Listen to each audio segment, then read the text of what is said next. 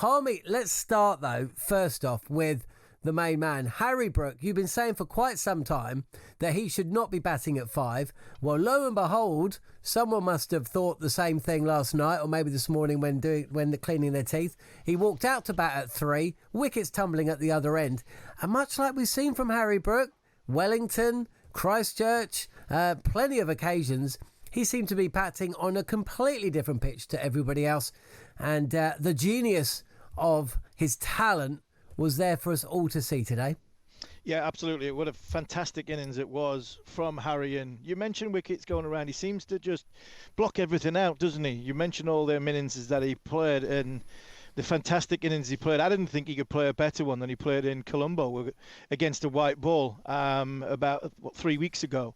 But that was brilliant. The reason why I wanted him to go at 3 is because of the inexperience of Buttler and Banton, and largely because the top two weren't firing. And I'm not blaming Buttler or Salt here, and I don't want them changed. I think power play wickets have been, the norm for everybody in this tournament so far. So it's been difficult at the top, and I just wanted Harry to go in and steady the ship. I didn't want Jos Buttler to sort of, I think Nasser said it a week ago, go in and bat 17 overs and see his game through.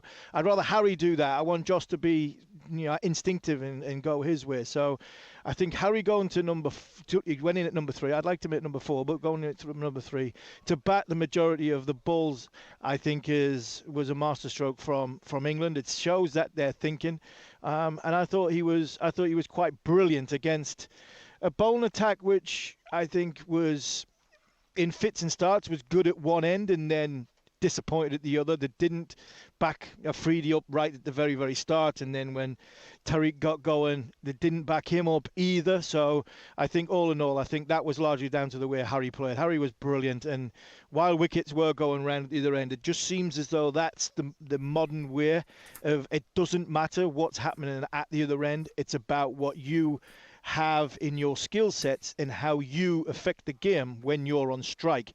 So if you've lost a couple of wickets, if you see the ball and you look to hit the ball for 4 or 6, you keep going. And I think that's what Harry Brook did absolutely brilliantly in Pallackelly tonight. Do you know what? One of the points that Jared made to us when we were filming some content, which will be available on the talkSPORT Cricket YouTube channel, and it's a problem with cricket. We've talked about it for some time. It's just the back-to-back nature of cricket, where they're playing different formats in different countries against different oppositions in different tournaments or series, and you forget what's just gone.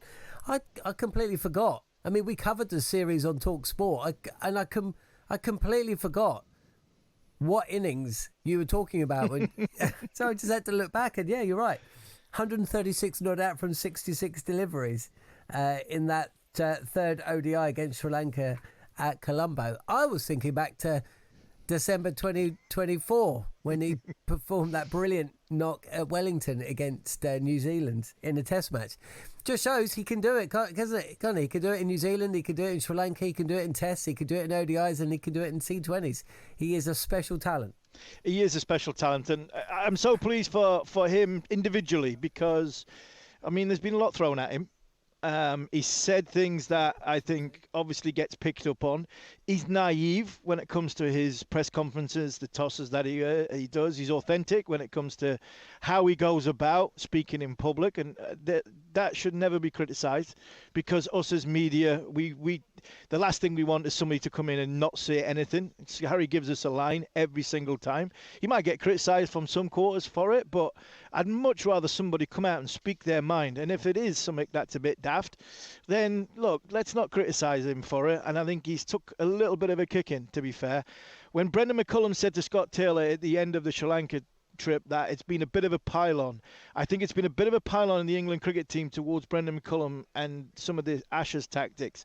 I think Harry has deserved some of the criticism that came his way because of what happened in the pub in New Zealand. And I think this is why we need to sort of spend a bit of time talking positively about somebody who has not only played a brilliant innings in a bilateral series 3 weeks ago, he's put England into the semi-final of a World Cup. He's put England, remember this, yeah, that's the line. He's put England into the semi-final of a World Cup when I don't think England are playing that well. I think England are doing just enough And I think that is exciting for me as an England fan, because if Buttler and Salt gets going at the top, Brook stays in this sort of form.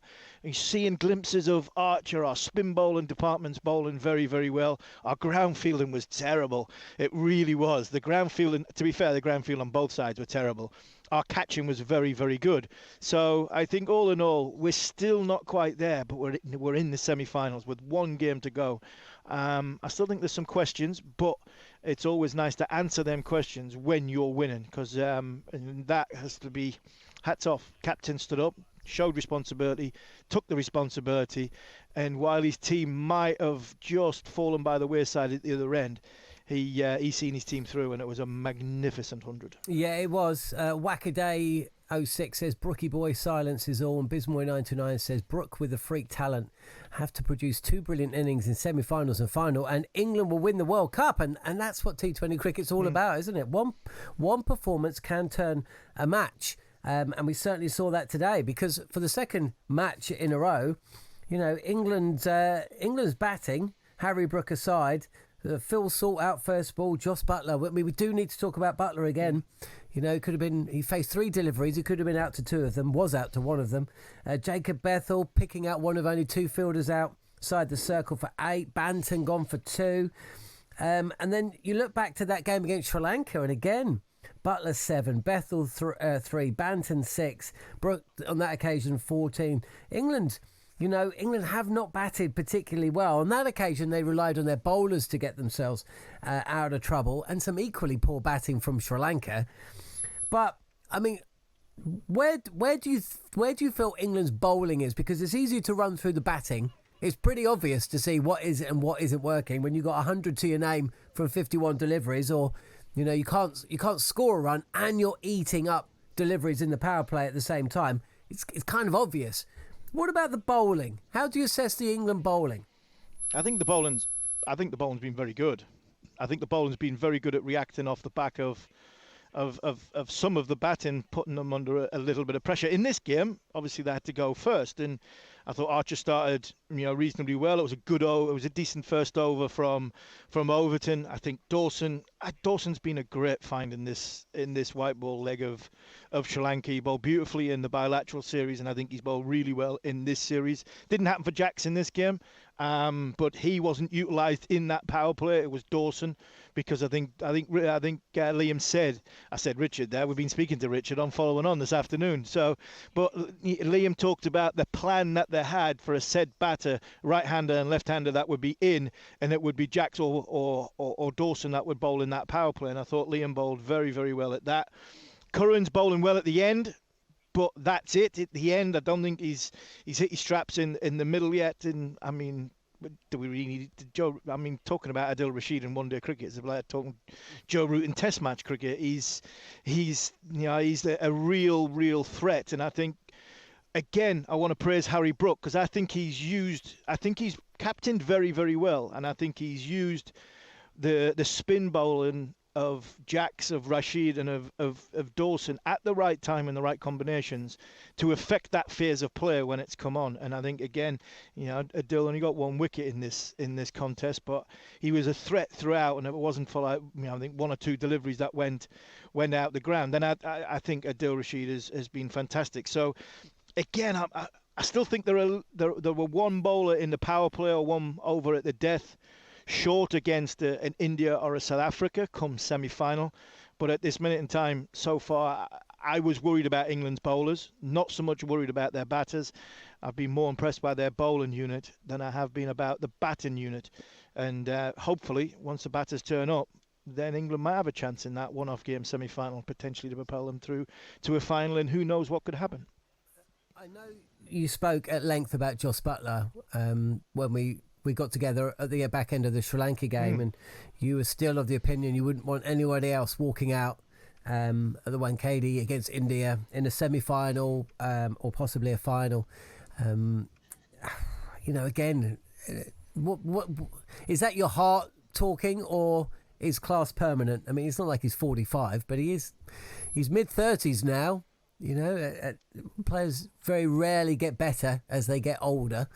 I mean, is there any cause for concern there from from watching Buttler play? Especially when you consider he's not coming in at 6 and 7. He's having to bat in the power play when those deliveries, he didn't eat up too many today. Only faced 3. But, the innings against Sri Lanka, he faced 2.5 overs, made 7. Is there any cause for concern there? There's always cause for concern when somebody's not scoring runs. And I think Joss will be walking out each time. Not each time in the last sort of 2 or 3 innings off the back of 220s in the first 2 games, and then he's had single-figure scores since. I would imagine Joss will have a little bit of nerves and doubt in himself, but I don't. I still think come big game semi-final, I'd back Jos Buttler to score more runs than Phil Salt, than Harry Brook, than Jacob Bethel. Wickets aren't particularly suiting him. Ball's not coming onto the bat as much. They've bowled really well at him. I think a lot of teams have bowled well at him. Took pace off early doors. I thought Afridi bowled it wasn't a decent first over, but I mean he got a wicket with Salt from a wide ball. Joss did look a little bit out of sync and out of rhythm, but not for me. He walks out at number 1 or number 2 in the semi-final.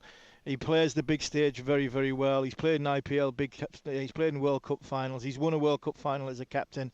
A bit like what I said about Joe Root the other day. Even if Joe Root had 5 or 6 single-figure scores, I'm still picking him and thinking he's the best player we've got. And I'm still thinking the same about Jos Buttler. Stick with him, go with him to the final and semi-final, and he will repay us because he is class. Bethel is an excellent batter, but his decision-making is awful, playing the wrong shots, and Buttler looks completely out of touch, slowed down. That's no handler, 14.93. Buttler may be England's all-time great, but is very clearly close to retirement. And can Bethel just stop slog sweeping already? We want to watch him bat longer. I think the promotion of Brook up the order to 3 just makes so much sense. You have been talking about it a lot, and fair due to you. And he's not moving from there, is he? No. On another day, Phil Salt misses that ball and gets England off to a good start. I still think that, I've got more faith in Phil Salt coming to the party, as he did against Sri Lanka, by the way. He hit 63, didn't he? 62. Than I do Buttler at the moment, I'm sad to say. Pakistan pretty much out. They can still qualify, but they look ragtag again today, didn't they? Farhan in the middle order. For a moment, they threatened to look like they might get a score around 180, and then they started poorly, they ended poorly. They started well with the ball, then kind of like just fell away. Tariq was good to watch, but again, they're not a great side. And to be honest with you, I don't think the tournament's going to miss them a great deal. No, I think you pretty much summed it up well there and nailed it on the head. I think they're a confident side, aren't they? Pakistan and the West Indies. We've talked about Pakistan and the West Indies in world tournaments being they're an absolute rabble or unbelievable. Anything can happen, and I think we've seen that with the West Indies the other day. Got 235 and they could get bowled out for 90 in the next game. Pakistan are exactly the same. They're a confident side, and I think it showed in this game their lack of confidence. Farhan really got off to a good start, and I thought he batted nicely, but then Baba slowed down a little bit, and then he got in and got out. Fakhar Zaman got in, and you're thinking 10 more balls of Fakhar Zaman, and all of a sudden that 164 goes to 184, and England are looking over their shoulders a little bit with more trepidation of going to chase that. It's the same with Shadab Khan. There's been a lot of talk, and I don't really want to go into the sort of 100 Pakistan politics and stuff like that. But we talked about it the other day, John, me, you and Jared, about how many players realistically out of 67, 63 men would get into that 100, and how many players in that side would 100 franchise owners, directors of cricket, coaches, be sitting down like so that Andy Flowers and whoever, Tom Moody's going, right, who do I want out of that team? There's not many. If Afridi bowls like that, I'm taking Afridi. If Tariq bowls, I'm taking Tariq. I'm not sure on Fakiz Zaman. I'm still not sure on Shadab Khan. I'm definitely not sure on Babar Azam, who's been one of the all-time greats of the game in the Test match format. Farhan at the top, he had a good day, but over the course of a tournament, are you taking him as one of your overseas players? So I'm probably only taking 2 bowlers out of that. But they were a confident side that every time England started to build up a bit of pressure, with the bat, they got out. 320, 25, 25, 23 from your 4, 5, 6 is criminal, especially when your opening batter's got 63. And then with the ball, I mean, there's wickets going everywhere. Fair play to them. They stuck at their task very well. But every time Harry Brook looked as though he played that big shot at the last ball or the second last ball of the over, their body language went downhill. And you can just see that they didn't believe they could get Harry Brook out. And that's why I think they didn't believe they could win the game. And that's cost them probably, a place in the World T20 semi-final. Can I ask you a question, Harmy? This is something that I voiced to Andy Jacobs and Max Rushton, but these players, they play a lot of T20 cricket or 100-ball cricket, and they've been playing for a long, long time. I have not been impressed by the quality that I've seen in this T20 World Cup. I've been quite impressed by some of the games. We've seen some fantastic team performances. But if you were to stand the top 8 teams up right now, you'd have to say Australia absolutely stunk the place out. England have got through to the semi-finals through flashes of individual brilliance and kind of stumbled over the line at times. If you look at Sri Lanka at home, they were good against a wretched Australia side, but they've been poor. Pakistan, poor. I mean, that drop by Tariq, by the way, was one of the worst drops I've ever seen. India have underperformed. New Zealand, I will give a bit of credit to because they're missing there's only 5 million people in New Zealand and 4.5 million of them appear to be injured at the moment. So I'll give them a little bit of credit. And also, my allegiance to New Zealand. But in and amongst the rest of them, Afghanistan, they were underwhelming. South Africa aside, I don't think there's a team there, is there? No. You make a good point. I was sitting in the car watching the end of, obviously at St James's Park, I was sitting in the car watching the end of the game on my iPad, trying to make some notes and thinking, I'm saying we've seen, like you said, we've seen good games, but we haven't seen high of quality. Is that the pitches? Are the pitches? Can we blame? Can the players fault the pitches? I don't think everybody can fault the pitches. Is it something that we'll look back on once the all said and done and the dust is settled, that they might feel as though for T20 cricket, for T20 World Cup cricket, we might want to be playing on better surfaces? I don't think the surfaces have been great, but I don't think they've been so poor that the standard of cricket has been left wanting. Even the bowling, if the pitches are poor, then the bowling should be off the charts and very, very good. But I've not seen too many bowlers. I think bowlers have done their jobs. They haven't been brilliant. I think Dawson and Rashid have been England's 2 best bowlers. They've not run through a side. They've just put pressure and built up pressure from either end and let the opposition make the mistake. So, yes, I don't think it has been a high-quality competition. I still think that hopefully the best is yet to come.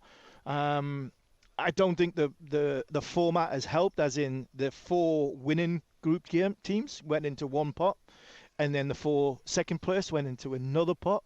So you could see, saying that, we could have a game where the West Indies, who have just belted 230, they win the toss, bat first on a good wicket, due out in the second half, and India get knocked out because could come down the to West net run rate, couldn't it? Yeah. If they all beat Zimbabwe. Yeah. And in fairness to West Indies, I should have mentioned them. West Indies and South Africa have both played a brand of cricket that South Africa beat India and they were very good against New Zealand. Of course, West Indies battered England. But yeah, we're going to lose one of India, South Africa and West Indies in the semi-finals. And actually, it could be India, of course, because they could win their next 2 games and go out on net run rate because they were beaten so heavily by South Africa. And of course, West Indies absolutely thrashed Zimbabwe, West Indies could go into their game against India knowing they can lose as long as they don't get destroyed. And as you say, if they win the toss, India could be out. And that would be, well, that would be catastrophic for the ICC and the BCCI, but it would be for the tournament. I think it would be a big letdown for the tournament if India, who were, I think what did Jared say? There were 34%. 34%. Yeah, 34%. Biggest favourites of anybody going into a tournament. So, yeah, I mean, it hasn't been the highest of quality, but at the end of the day, I think when all's said and done, look at the England part. Now, a great man behind us, John Anderson, one of my heroes growing up, just coming into the commentary box. But look, when all is said and done, I'm not bothered about India. I'm not bothered about South Africa. I'm not bothered about West Indies at this moment in time. Harry Brook was brilliant. England are in the semi-finals. And I think in the semi-finals, if England get a slice of luck and play against a West Indies or a South Africa, I think England have got a chance of getting to the final. I think India in the semi-final, India in the final might bring their ear games because I'm not saying they're going to be lucky to get there. But I think if they do get past the West Indies and do get the semi-final, the class team in this tournament that stands out is India. And I don't think they'd make they'd slip up twice, I think, going into the group stage, then into the Super 8s, and then into a semi-final stages. So I think beware of India if they get there. But hopefully, fingers crossed for England's point of view, they get knocked out. And that would be great for England, great for the outside of India, the tournament, from a tournament point of view, and it'd be catastrophic for some broadcasters and for the BCCI and ICC. Yeah, absolutely. Quick, just as we wrap up, obviously England are through now. They'll want to finish top of the group, although, I mean, maybe they don't want to finish top of the group if they're going to face India, if they finish as runners-up. It is a good competition, even though the quality may not be high. New Zealand up next. They're missing a few. How do you see that game going? How do I see it going? I mean, New Zealand look good, look really good. England, I mean, they're there, but do you know what? I still think a polished performance against New Zealand would be spot on. That's what England are. I think that's what England are desperate for. So England against New Zealand going into that last game. As much as finishing second might not be a bad thing, I think England take care of New Zealand and they will give them huge amount of confidence going into what would be hopefully a semi-final on a better wicket. And the building blocks, confidence boosters. The only thing I'd potentially look at, and I didn't mention it before, I've got it written down, I've just looked at it here. I just wonder, and I'm not sure where you sit on this, I just wonder if England might be thinking of getting Ben Duckett into it. I know he's had a bad winter. I know he hasn't gone, but we had the conversation, is it Duckett or Bethel beforehand? I just wonder if Duckett at 4 might be a better option than Jacob Bethel at number 4. Or England might think Sam Curran, who does it in franchise cricket, go to number 4 and Bethel at number 6. So I think England, even though they're in the semi-final, I still think they've got some questions. But I would love to see them go and try and beat New Zealand. And that, I think, would send a message to the other two teams in the other groups that England are getting better and they've got pedigree of winning this tournament.